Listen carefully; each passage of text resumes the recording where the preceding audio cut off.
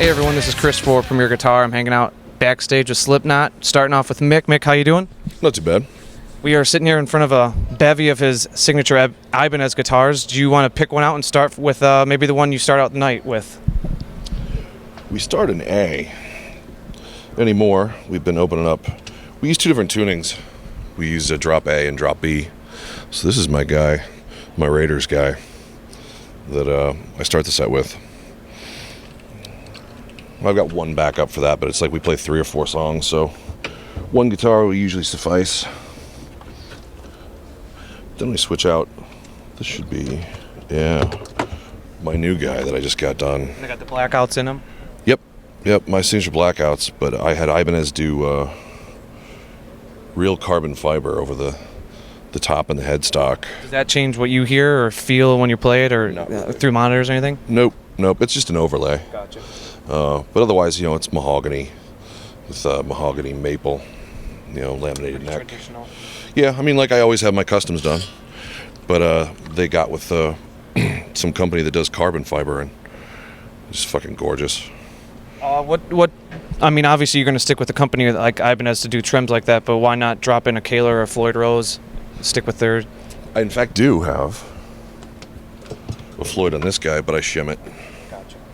So, yeah, I mean, I wanted the option. A few years ago, I had a black one done and a silver one done, with the whammy, just in case. Let me leave you options, but I never use them live. And until I do something in the studio that really requires it, it's just so much better, to have a blocked off bridge. You never have to worry. I mean, if you break a string, which hardly ever happens, of course I'm going to do that tonight because I just said it, but now I'm doomed. But, I mean, then your shit doesn't really go out of tune so bad, yada, yada, yada. But until I'm doing fucking dive bombs and, whatever on a record, I just don't need it.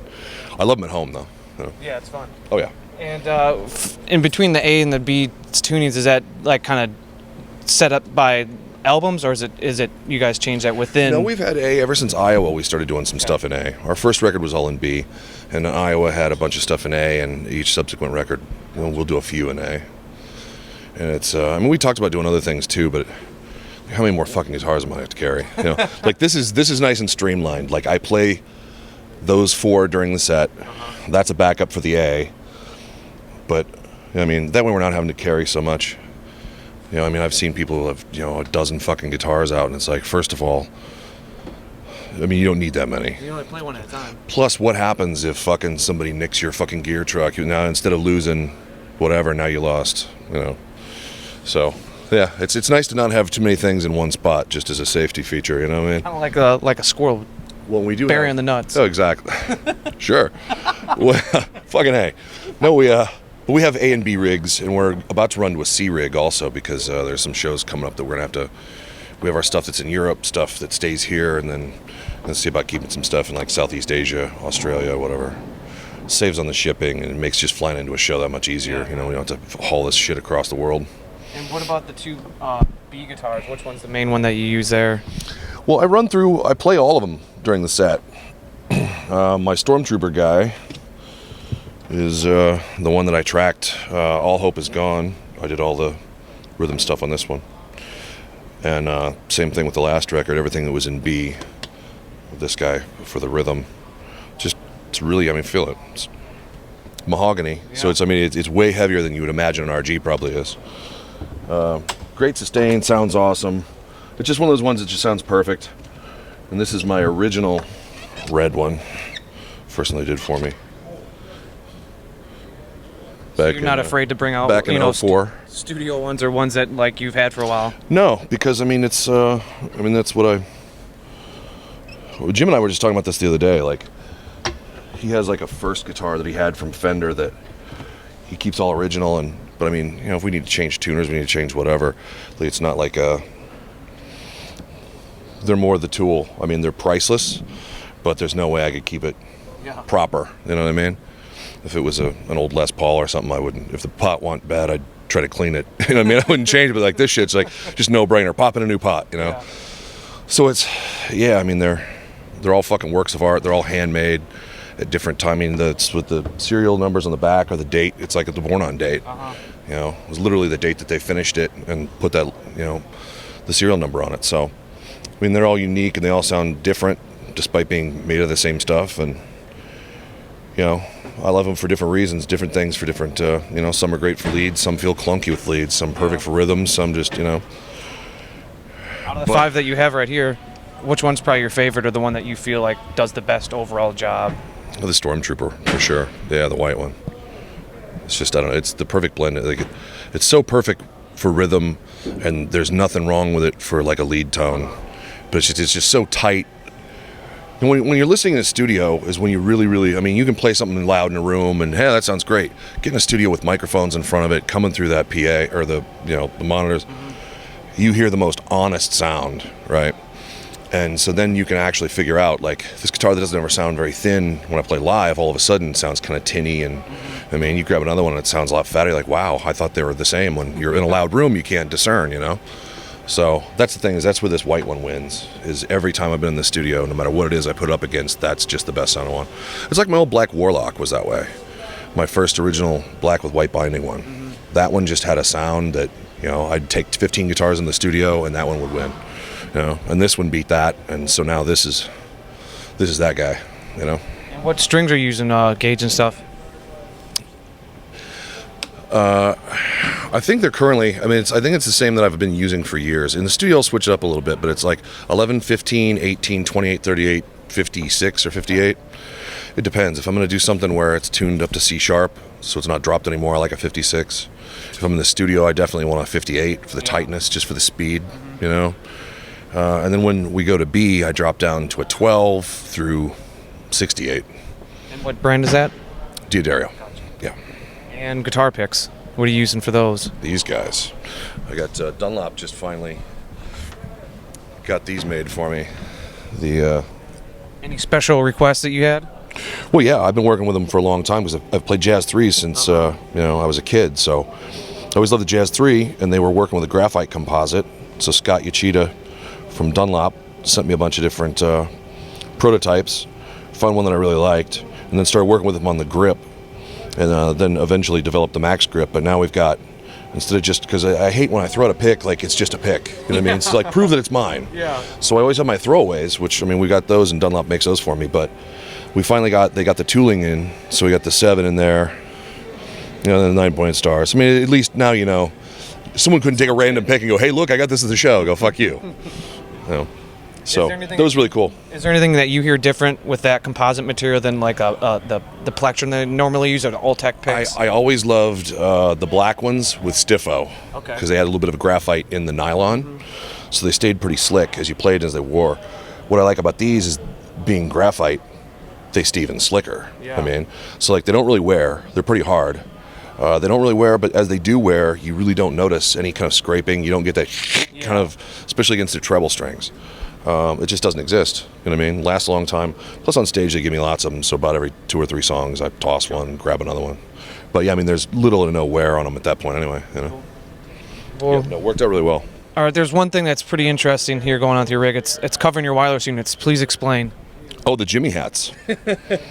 Yeah, or Johnny's if you're British. I learned that we had a former employee that had no idea when I said Jimmy hat. Oh, you mean Johnny's? I'm like, yeah, whatever. Speak English. So, in order to not have to spend thousands a week in transmitter replacements, I don't know who it was. Somebody over the years.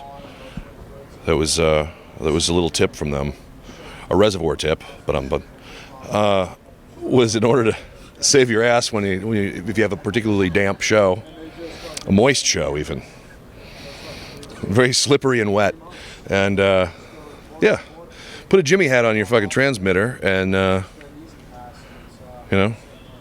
you're set. You're absolutely set. Yeah, and then you even mark them so you didn't know what the hell you're. Yeah, it's protection. I'm very protected. Yeah. Sometimes I do the ribbed ones, but I turn them around inside out for my pleasure. On that, we're leaving. On that, yeah. Moved on over a little bit over to your amps, so we might as well talk about your Rivieras here. Yes, sir. Yep, I've got a pair of Riviera KR7s, which is my signature model. One's running to ISO cab, one's running to this Rock Crusher recording that runs direct out to the front. And that's my first that I did with those guys.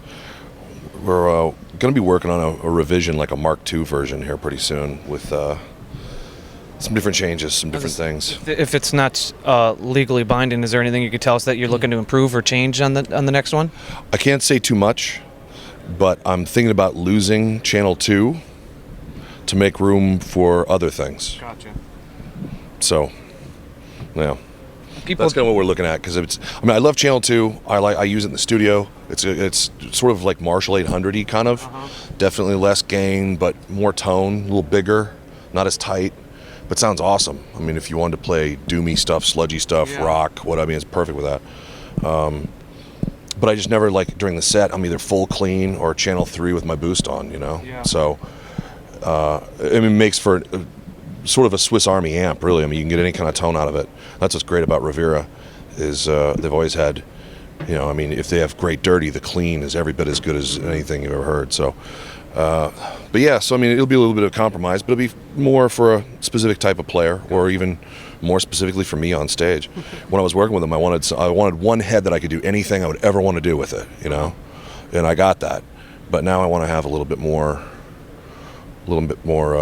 metal focused, I guess. If people aren't familiar with the KR7 and your relationship with Rivera, tell them, maybe explain like what you wanted in the amp and tubes and stuff like that, and what you were trying to achieve, or what you heard in your head when you originally approached the team, and or they approached you and you guys worked out a signature head. I met Paul Jr. and Senior years and years and years ago.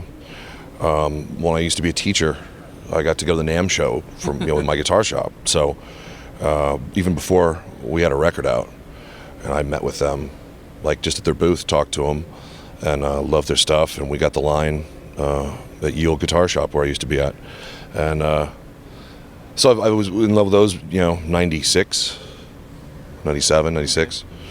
So finally, when I started talking to people about amps, Paul Revere happened to come up. We were doing the Iowa record, was I think when I met him, and but I was using VHTs at the time, which still sound great. But by volume 3, he brought a knucklehead reverb to the studio, and I got to try it, and really liked it. It's sort of a higher gain. There's a little bit of like, you can get like a Marshall 800 kind of tone out of it, depending on how you get it dialed. And that's always been one of my favorite things. Modded Marshall 800s sound just fucking godlike. So it's not identical. It's a little, it's got way more bottom end, and you have way more, since the active tone controls, you got way more control over everything. You can really juice stuff. Whereas with the Marshall, it's really barky and mid-rangey. You can get that kind of tone out of this, but it does a lot more. So it was one of those things. It was, I wanted sort of a, like I said, sort of a Swiss Army knife amp where I could do incredible, really glassy, clean Fender tones with beautiful reverb. Like long pan Accutronics reverb in it sounds amazing. Rivera's kind of known for their cleans, So it has that same beautiful clean in it, which I actually dialed a little bit to change it, just a touch. So it's not your stock clean channel off of Rivera. Channel 2 I left alone. Channel 3 we played around with a little bit just to tighten up the bottom end, change where the mid-range focus was a little bit, just so it fit specifically me drop down to B, tuning, and so it would respond to my picking style and everything. And I don't know, it's worked out really well. But over the years, that's been, volume 3 was what, 2003, 2004 was when we were recording it. So yeah, right. So yeah, new technologies, different things, time to try some new stuff. So it'll be similar to another thing I have in here. I don't know if you'll be able to see this. Okay, yeah, it's not in that one. It's my B rig then. Yeah, it's my other rig. I had to mod it where I have a mid-range selector where I can actually change where my mid is focused, where it's centered at. Yeah. So you can go up and down, and it just radically changes the sound. That's the heart of the amp, is the mid-range. Yeah. Any amp, the heart of what your tone is going to be that mid-range. So I've had that mod done. So my next revision is going to be sort of expanding on that, but well beyond that as well. Do you think it'll be a notch switch, or do you think it'll be maybe like a sweeping knob to control that, to shift the mid-range, or is that to be determined? Well, the mods we've already done in my other amps, which I thought were here, but I guess they're not. It's set a certain way that I was in the don't know, it's more like a lab than anything else. There at Rivera, it's crazy. The stuff they got on with all the different scopes and things, and ways he can measure everything that's going on. We were in there and we played around with the different frequencies, and we dialed in what we wanted the most, what was the most musical and what was the most, pertinent to. I mean, with my guitar dropped, tuning it, checking it there, as opposed to, because everything is always set, speakers are set, everything is always like done to be tuned to E, and it's just being tuned down low, you throw so much different stuff at it that it can't really handle. So it's like in my ISO cabs, I have Celestion K100s because it's like you need the headroom, you need the ability. That speaker just responds really well to high gain, high volume, and low tunings without falling on its face. Some stuff gets really boomy, some stuff breaks apart, whatever. Like they're just really tight and responsive, and they work the best for this application. It might if you played classic rock, you probably wouldn't want a K100. You know what I mean? Not at all, but it works perfect in my rig. So another thing I just wanted to add is. They weren't originally stock. Originally, I had EL34s in my heads, but I've switched to KT77s. Why? A couple years ago. It sort of split the difference. My first head that I had to make had a KT88 switch in it, so I go back between 34s. So I tried all these different 34s. Some better than others, but nothing was absolutely perfect. And then I got on the Tube Depot or some site and ordered. I just saw them and read the description, and they work even better for me in that, like, a 6L6 is too big of a bottom, too boomy. And it sort of like splits the difference. It's all the tightness and the bark and the mid-range focus that an EL34 has, but it's just like you added a little bit of bottom end that's manageable. And it's like as soon as I popped them in and biased, it was like, holy shit, there you go. That's the one. That's the one. It's the same thing in my 800. I put those in there in the 800, and it's like, Jesus. They just added so much. And so I've actually had the spec changed. So if you buy a KR7 now, it should have the KT77s in it. And are you using? You said earlier that one goes to the ISO cab and one goes out front for the mount, or up One the goes up here. This the Rock Crusher recording. Let me get that guy out of the way. Which it's a power attenuator, but then they added on the recording part is an EQ, 11-band EQ. And you can dial it to emulate pretty much any kind of speaker or to tune to any situation that you might have, be it live or in a studio. And Rivera, up on their Facebook page, they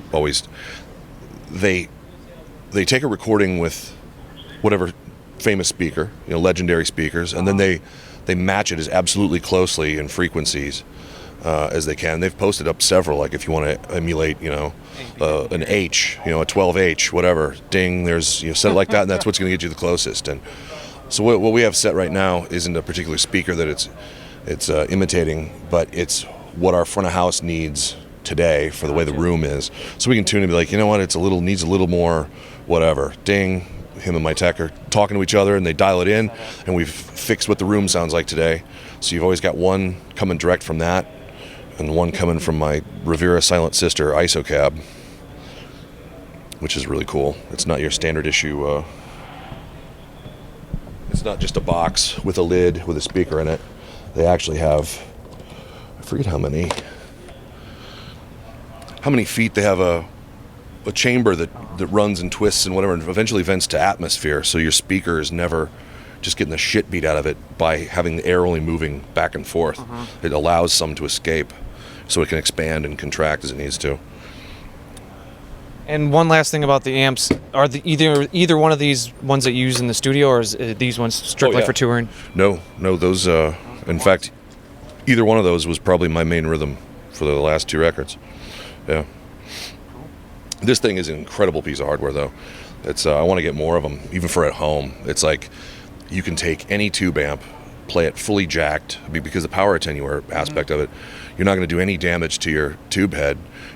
Raging, as high as you need to have it up to get the tone that you want, and the load's proper, and you can run that directly into your computer or however you record, and so you have real tube tone run through there. Yeah. And it's you can turn the EQ off and do anything with it, but it's an incredible piece of hardware that I can't wait to get one at home. Yeah, these things are really fucking cool. So it's I think as more people learn about them and figure out what they are and how to actually use them, that it would be sort of a heart of any sort of home recording thing. Is it save you a lot of trouble, and you can get real tube sounds instead of, stuff. Yeah, whatever digital shit that I've been using. You know? I mean, just the scratch pad stuff, but it sounds good enough. But now you can use your actual like live tube head without getting evicted or, you know. Let's look at your other non-digital shit, the pedals and such. This motherfucker. Yeah, not all that much going on, but What's that one? this would be the Kevin Allen Fuzz. Yeah, no, Kevin just made that for me, my tech. It's a crazy fuzz that Kevin could explain to you here. Kevin, do you want to explain how that differs from the Death by Audio, or what people might know of, germanium or silicon or anything like that, to differentiate what we're hearing with that one tonight? It has like an octave-ish kind of blend to it, and then it can send the octave signal through this glitch circuit, and you can just make it sound terrible. Gross in a- shit. Oh no, it's amazingly gross. He was looking for something that just sounded ridiculous When you have and a broken. fuzz, So yeah, the fuzz better fuck your sound up. You don't want a pretty fuzz. I mean, that's why the Fuzz War is an amazing pedal. It's just so over the top and violent, but they should be. You know what I mean? So I used to have a Hendrix octave fuzz that I used for duality, like the beginning notes and duality. So he was talking about building something. I'm like, well, I mean, I like something that could do like a little bit of octavey, but not just that. So it's cool because you can switch it in and out. You can adjust whether it's going up or down. You can adjust how gnarly it is, how zippery things get, and how just totally over the top disgusting. And so we've got it set again. Like I'll play through it tonight when we play duality. And it's not set to full rage, but when it is, it's pretty nutty. So, and then the Max on overdrive is just fucking incredible. I use that for any sort of lead boost I need. Okay. I also use that in the studio. On the past record, I used my amp head, my stock KR7, I have a 85.6 JCM 800 that's just dead stock, and I just ran that in the front of it, and then I blended those two together, and that pedal, I mean, we tried a billion of them, but that through the front of the 800 is like the most natural pairing, the most natural combination. It doesn't sound like you have a pedal in front of it. It sounds like you just maybe added a tube. It was so seamless with the way they work together. So yeah, it's definitely one of my favorite overdrives. I mean, I got a million favorite overdrives, but that just seems to work the best with almost anyone I put it in front of. So I'm using that. The bass balls is I don't know, man. I don't like pretty effects. You know what I mean? Like, I don't want a lush chorus. I want something that sounds ridiculous. Yeah. So the bass balls is used in Disaster Piece, used in part of Gently. It doesn't get a lot of work, but it's fun when it does. It's like a synth filter. Okay. Yeah, sort of has the Bootsy Collins bass kind of deal. Gotcha. And then you got MXR delay is we throw that on every once in a while for certain things. Parts of like if we're playing Vermilion or something, the like melodic part that I play, whatever, I'll get a little of that delay on there. Great sounding analog delay. And got the Peterson for making sure that I'm not horribly out of tune. in your rack stuff. You got the wah and the GT Pro. Yeah, the GT Pro. Man, it's I had a Boss GX700 when we first started, and I wrote Spit It Out, Surfacing, Prosthetics, like all these songs off our first record were done with that. And it had a couple like really distinct things, especially for Spit It Out. It had like the humanizer effect that was in it. Mm-hmm. So you do vowel sounds. And I just never found another rack unit that was better that could like emulate those sounds right. So this came out when we were doing like All Hope Is Gone, or maybe it came out just before, whatever. I became aware of it anyway when we were doing that record. And I figured it's got to be better than the GX700s I had. They were getting kind of beat up. Some of them weren't switching right. I mean, because everything's powered, like my amp heads have MIDI built in. Mm-hmm. So, I mean, with just a touch of a button, I mean, you're changing channels, turning on boost, turning off boost. Gotcha. You know, and I can hit my effects, whatever's going on. And then I got the deal for the, switching pedals in and out. So, I mean, it just makes everything easy. And Kevin does all my switching back here for me. So now you've seen Oz. the curtain has been lifted. I've had people go, how do you have that like sound, whatever, and you're just like walking across the stage? I'm like, I got a guy. I got a guy. So I'm working with Fractal right now to try to emulate some of the things that I need, that like very specifically have used over the years, mm-hmm. and to see how close they can get. and ideally that'll work out, and we can switch to fractal for all my effects, and then it'll just be nice and tidy, But yeah, We got it all covered. and that's pretty much it in terms of the fun stuff. I mean, obviously my wireless kicks ass, but what do you say? It works. Yeah, It doesn't fuck up, and it's crystal clear. And I mean, that's Furman kicks ass. I have Furman in all of my stuff, even at home. Your TV looks better with a Furman power conditioner. That's what I told my guy. I'm like, send me shit. Like, fucking, yes, your TV looks better. Fuck, mine does. So, You don't see it? yeah, fuck, come on over. All right, Mick. The last question I have for you is not guitar related. I'm just curious if you feel confident with the Mari Cooper as the Raiders' 4th pick this year. What's he going to be, a bust? Jamarcus Russell style? Well, Jamucus Russell?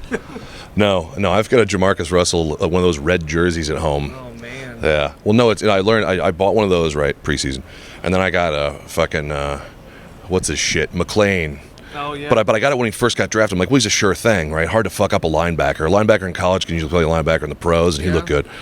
So, no, he fucked that up. So I'm like, I'm never buying an authentic jersey again, ever, of a draft pick until the motherfucker plays. Yeah, at least so, until he gets Rookie of the Year. no, exactly. So, but halfway through the season, I'll finally get my Khalil Mack jersey. I mean, at least he was a monster as a rookie. But yeah, no, it's. I figure he's gonna pop his fucking ACL or like his Achilles will tear.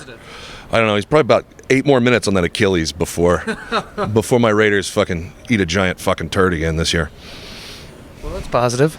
I don't know, man. Before they head south to San Diego. Some of their luck. Yeah, Jamarcus Russell. Fucking McFadden's such a badass, but he's always hurt. I don't know. Can't win. All right, Mick. Well, thank you very much for your time. On that note, thank you. All right, everyone. We're over with Jim now. Jim, how you doing? Doing well. Excellent. Somewhat of a home show for you guys. A little bit, yeah. A couple hours east, A little bit road weary, haggard, if you will. Well, welcome to Cedar Rapids. Let's talk about your guitars. All right, so I switched over to Vaults a while ago, and, normally I carry 6 guitars with me. Looks like I have an extra one. I just got some new kind of sandblasted mahogany guitars from Fender, so there's a couple extras in here. And this is it. One of them, but it's basically just sandblasted mahogany, same specs as my Jazzmaster, painted black headstock. 81 and a 60 in this one. I have a het set in the other one. Simple 1 volume knob, 3-way switch, compound radius fretboard, jumbo frets, ebony board, bolt-on, string through. Simple. How do they get the wood texture like that? I'm not really sure. I haven't asked Alex over there how they do that, but I'm sure, they probably stick it in a media blaster if I had to guess. What I'm trying to figure out is how they get the paint on there like that. I'm not really sure if they stay, it could be a stain and then maybe they take away or something, but I'm not really sure. But then again, I might ask him and he might be like, oh, it's a trade secret from Fender. We can't tell you that, Is this something that you think maybe you guys would put out in production? We are talking about doing this guitar as a limited run, I've just been lazy and I've not called Justin back to talk to him in any more depth about, how we're going to do it and all that. Plus, I'm still playing with the pickups. EMG wants to maybe work on a signature set of pickups, and that's why they asked me what I thought of the het set and all that, so we can maybe start shooting them out. What do you like about those in comparison to the 81 and 60s? You know what, they seem like they have a little more headroom. They seem like they saturate a little bit more. The 60 in the neck, the het 60 or whatever it is, it seems like it's a little bit more round, a little bit more bubbly, a little bit cleaner maybe. So, maybe I'll experiment with doing a het in the front and an 81 in the bridge, because I think I still prefer the 81. What I'm dealing with right now is this is a hard tour to kind of tell the difference, because every night the monitors are different, because we're inside or we're outside or we're inside, and so it just seems like the het set is getting lost in the mix. It doesn't really cut through as much as the original 60 and 81 do. But I can't tell if that's just my monitor mix or if it's just like a you know, like in my head type of thing or what, you know. So I like a little more time to try to figure out, you know, if that's what's happening or not. Really everything else that's in here is just, you know, like one of my standard jazz I always bang these things when I try to pull them out.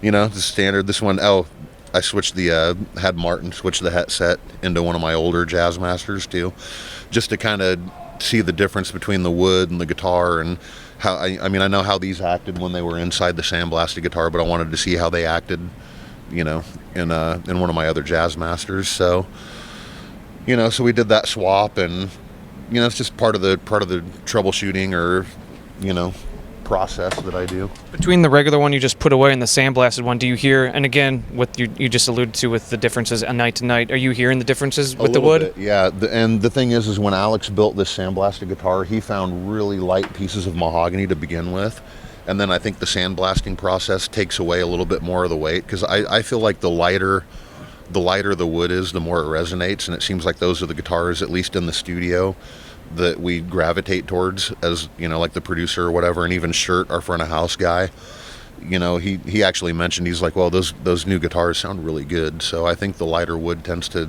like resonate a little better, like maybe it's a little more porous or something. Not really sure, you know. I don't know. It's science, you know. Let's see, the cool guitar is this guitar. This is my number one. You know, that's the first prototype that they ever sent me of my Telly. And I love this guitar. This guitar has been on every record that I've done since I got it. It's been on every tour I've done since I got it. And it's, you know, starting to show the wear and tear, you know. Hopefully one of these days Fender will contact me and say, hey, we want to do a tribute guitar and relic it, and, you know, do one that's exactly like it. So What's going on here with the... that was from the studio. We were at Sunset Sound over on on Sunset Boulevard, and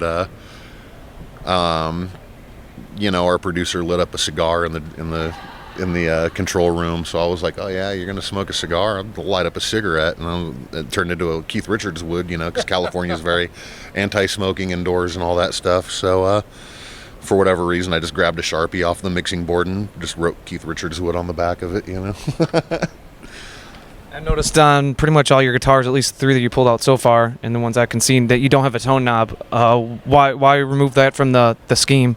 I'm not playing blues or jazz, you know. It's pretty straightforward. You know, we do, you know, we're getting a little bit more clean tones and things like that going on with Slipknot, but it's, you know, it's not like I'm, you know, flipping between pickups constantly and pulling the tone knob back and all that. So for me, it's just like a less is more. Gotcha. Ease of use kind of thing, you know, less signal flow, yep. You know, more direct pass, you know, more direct path right to the battery and all that. So, you know, and I get confused when there's too many things going on, you know.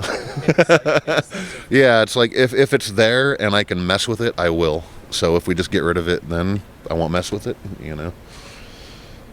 Yeah, locking tuners and all that. But yeah, this is one of my favorite guitars. Would you say that's one you probably use the most during the night? No, I only use it towards the end of the set. I've been thinking about, because this guitar makes it to every record that we've done, and because it's Slipknot, I've been kind of nervous about bringing it on the road with me. Mm-hmm. I've almost been thinking about, you know, retiring it, just so nothing, you know, I don't want to break the neck or anything on it, you know, if I do that and then I have to put a new neck on it, it might change all the characteristics of the guitar, and then I won't be able to use it in the studio or any of that stuff. So, you know, I've been thinking about doing that, but you know, plus it's, you know, I have that thing though too. I want to see how much more beat up it can get too. You know what I mean? And worn in, you know, because it's really cool. I mean, it's turning really smooth around the edge there, and you know, you can see the color, the yellow, starting to happen with it, and it's just pretty cool. And then this was a Strat Sig model that we did as just like an experimental color, and it was pretty cool. It was up for a possible limited run as well, but we just kind of stopped talking about it, and I don't really play this guitar all that often, but it's a good one. Look at that action, man. It just lays right across the top of the frets. These Strats set up so well, you know. But it's cool. It looks kind of like a satin steel sort of paint job with a patinaed copper pick guard, you know. Most of your guitars have, well, all of them we've seen so far have the double humbucker setup. Do you hear the differences between the different woods? You know, with this, I'm assuming is an ash. Well, they're all mahogany. Oh, okay. Yeah, all my guitars are all mahogany bodies with maple necks and ebony boards, you know. So Do you hear the difference? They each sound different. Like this guitar sounds really bright compared to the other ones, and I don't know if it's because of the copper pick guard or what, or maybe it's just the characteristics of the wood itself. I mean, each one of them sounds completely different. That's why, you know, I've heard a lot of people say, oh, well, you use EMGs, that'll make, you know, any guitar sound good or any guitar sound a certain way, and it's true, they do have a certain characteristic to them and they do sound a certain way, but every guitar that I have that has EMGs in it can use the exact same wood built exactly the same way, and they'd sound just drastically different. So I mean, it's got to be down to the, you know, the tree the wood came from, and you know, all that type of stuff. So, you know, and Fender does a really good job of selecting really good woods for the guitars. I mean, you know, before I'd always end up using Gibsons in the studio, you know, before I went with Fender, and I didn't want to do that. You know, I wanted to use what I use live in the studio, just for, you know, for comfort and everything else. And ever since I've been using these guitars, the Tellys, the Strats, and the Jazzmasters, that's all I've used in the studio, you know. What are you using for strings currently? Gauge and brand? Yeah, I'm using the Dunlop strings. And for the A set, it's like an 11, 15, 20 plain, 36, 42, 56.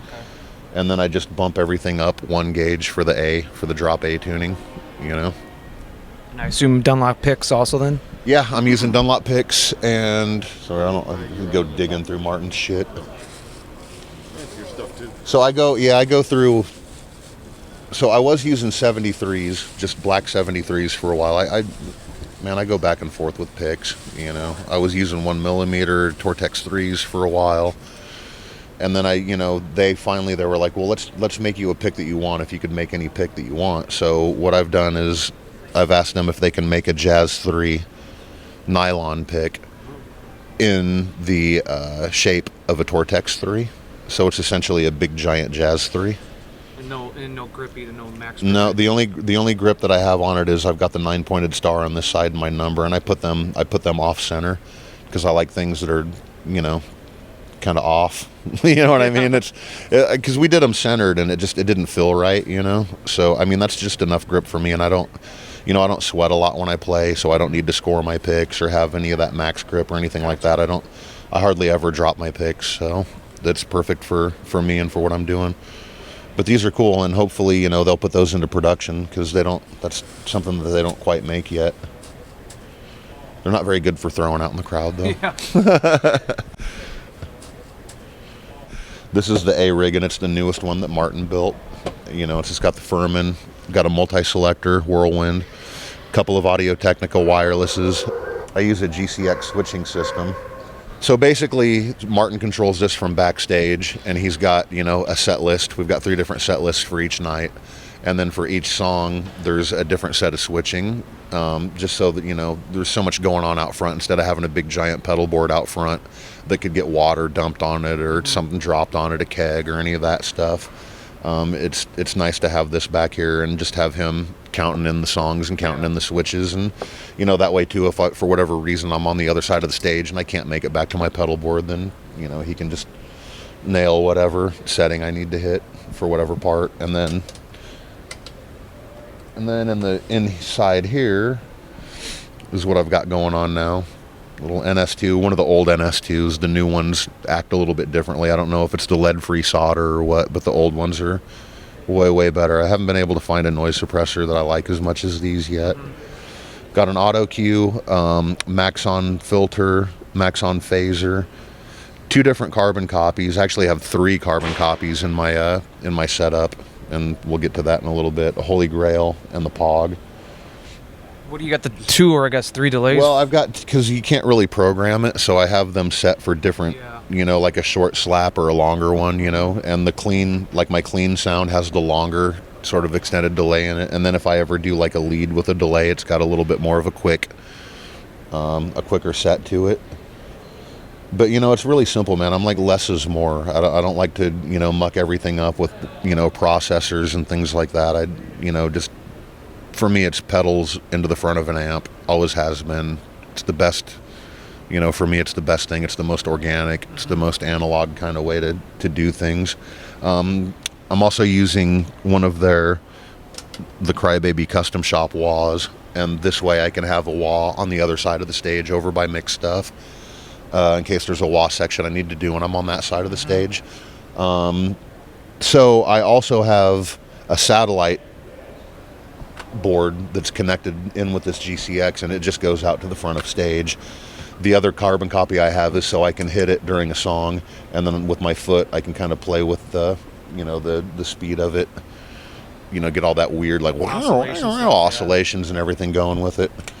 And then I've got the Maxon Void just for like there's a part in Eyeless where I'll hit it, and sometimes if Mick's doing like a really high like single note thing that's affected, sometimes I'll click that on just to thicken it up a little bit, the rhythm guitar track.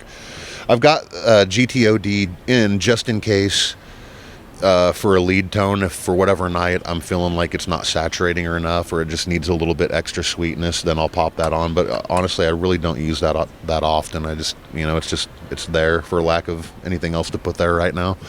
It's very Spartan. It's basically just what I need to get through a show and to do the songs that we're doing. And with this GCX system, I can, depending on what song we play, we can swap it out with a different pedal, or depending on the set list. Now up front also I have a Jimi Hendrix wah. It's got a different flavor from the custom shop wah, and I've got it setting on a G-Lab plate, which it's set to be on all the time. So with this I can shelve it wherever I want, and I can just put the corner of my foot right on here and it'll activate the wah, or I can step on it and use it like a traditional wah. Cool for certain effects, certain, sometimes some soloing, you might want to shelve it a little bit higher or something, What do you hear differently between the standard, the custom shop rack, and then what I've the noticed Hendrix? Is the custom shop wah is a little bit more, let's say, like noisy. You know what I mean? It's more of like a texture, or like I can just grab the strings, mute the strings, and rake it and get a lot of like, and just, that type of thing. Whereas this is a little bit more sweeter. It's more of like a traditional, similar to like maybe a Vox wah. Okay. Like if you're doing like a solo, like if I'm soloing and I need wah in a solo, I would go to this. If I'm going for just some crazy noises or a color, then I'll go to the custom shop for it. Gotcha. Pretty simple. And then I'm just going into an orange rocker verb, and I have, I'm using the original rocker verb. I prefer it to the Mark II because the clean channel's a little sweeter. It's got one less gain stage in it. Mm-hmm. Both great sounding heads. The Mark II is a little bit heavier in the saturation. It's got that other gain stage in it, and I think that affects the clean channel a little bit too. But I was noticing, because now when we open up with Sarcastrophe, I've got, I'm playing a clean section up on the neck pickup, and I was noticing that it was kind of distorting a little bit, and we've got our wirelesses set to the same output as a cable. Martin measured, what a cable's doing for output, and matched the pack on my wireless to the cable. So, we've come to the conclusion it's not the wireless adding it or anything like that. So it just must be the characteristic of the Mark II's clean channel. So yeah, so that's why I'm back to the original rocker verb, which, Is that something you used on the last record, or you used the Dark Terror or anything? Nope, I used the Rocker Verb 100s. I tried to use my my actual signature head for it, but it's good for like third guitar tracks and coloring and things like that. But for a main rhythm track, it just doesn't have the the oomph. I'm not saying that you couldn't do it. I mean, I could have done it, but the guitar sounds that we ended up with in the studio were pretty stellar. So we wanted to stick with those. Have you had a chance to check out the third version? Alex sent me a text message before we started this tour saying, "Hey, we've got the new rocker verb," and I'm like, "Well, yeah, send me one. I want to hear it." You know what I mean? But I haven't gotten one yet, so I really do want to check it out. Because years ago, when I first started using Orange, You know, I had them make, there was a guy working for him named Will that worked out down in Atlanta, and I was like, can you like maybe make me a few different rocker verbs, make me one with 6550 tubes in it, make me one with 6L6 tubes in it, EL34s, and you know, so he did all that so I could like hear what the difference was between them all. Turns out I like the 6CA7, which is essentially an EL34, the best anyways. But I asked him, I was like, is there any way you can do a rocker verb that has a thunder verb circuit in it, you know, with the shape knob and all that? And he's like, oh, I don't know if we can do that. He's like, but he's, you know, he's a mad scientist and he did it. They made me one, so I have one at home, but it just didn't really sound that great. So maybe they've like perfected it. I'm waiting for one of those too, because it might be, you know, it might be something that I'm really into. Now, how do you run these out to the stage? I know Mick said he has one ISO cab and then also runs them out front. This bottom head is simply just a backup. I'm only using the one head on top, and that's running into this ISO cab right here. Is this open? I don't know if you can get in there, but I used to use the 112 ISO cabs, but you know, part of using an orange is, you know, you need the cabinet with it to give you the full effect of what an orange sounds like. So, you know, I went to using an ISO cab with a full 412 orange cabinet in it, and those are mic'd off, and those go front of house and to the monitor board. And I think we're just using a Audio-Technica 4050 mic on. Is there two of them on there? Three of them. So, okay, so there's there's three 4050s on that cabinet. When did we start using three? A little while back. It's the one on the Z-bar. Right, okay. So, yeah. But, you know, I don't know what it is with the orange cabinets. When I was using the Randall with the orange, you know, it sounded great all the years that you know, when I was using the Bogner stuff, when I was using the Rivera stuff and all that stuff, the Randall was great. But I don't know what it is. I think it's that with the wicker front that's on the front of the cabinet. It adds another characteristic to the sound in front of the, you know, the vintage 30 Celestions that's loaded with. So, you know, I was like, it's going to be my sound on the record, then we got to use a full 412. Yeah. So mainly the reason that's in there happening that way. Mick pointed out something on his guitars. He uses Trojans to cover up the wireless units from water and sweat. Do you have any worries or concerns about water or sweat or beer that you have to worry about? No, I don't. You know, I used to, like in the early days, I used to dump a shitload of water all over my head and stuff like that, but I don't really do that anymore. I just, you know, so I don't, you know, I sweat quite a bit during the show, but the pack's, you know, it's around behind my back, so we don't cover ours at all, do we?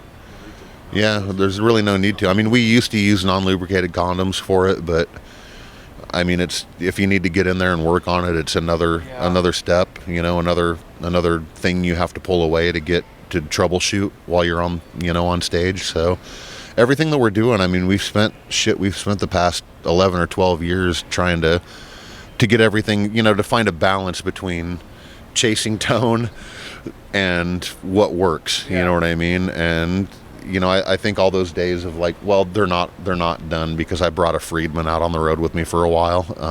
You know, the first part, like the first month of this tour, I was using an HBE 100 Friedman head for a while, which I took home. I love that head. It sounds amazing. But, you know, our sound guy's shirt was like, we went back and forth for a few different shows between the orange and the Friedman. And it's like, you know, the orange just has that grunt, you know, it just has what I need to mix both you and Mick, you know what I mean? So all the characteristics that his sound isn't doing, mine is, and vice versa. So, you know, I'm like, well, if it isn't broke, let's, you know, let's not try to get all weird, you know. I mean, because you could tone chase until you're, you know, your entire career, you could basically spend tone chasing, you know what I mean? And at the end of the day, it's, you know, they're tools, and you know, I need to feel comfortable playing with what I'm playing with, and you know, I love my oranges, man. Every time I get home and think I found a better amp, I plug back into an orange after playing with this new amp, and I'm like, oh, there it is.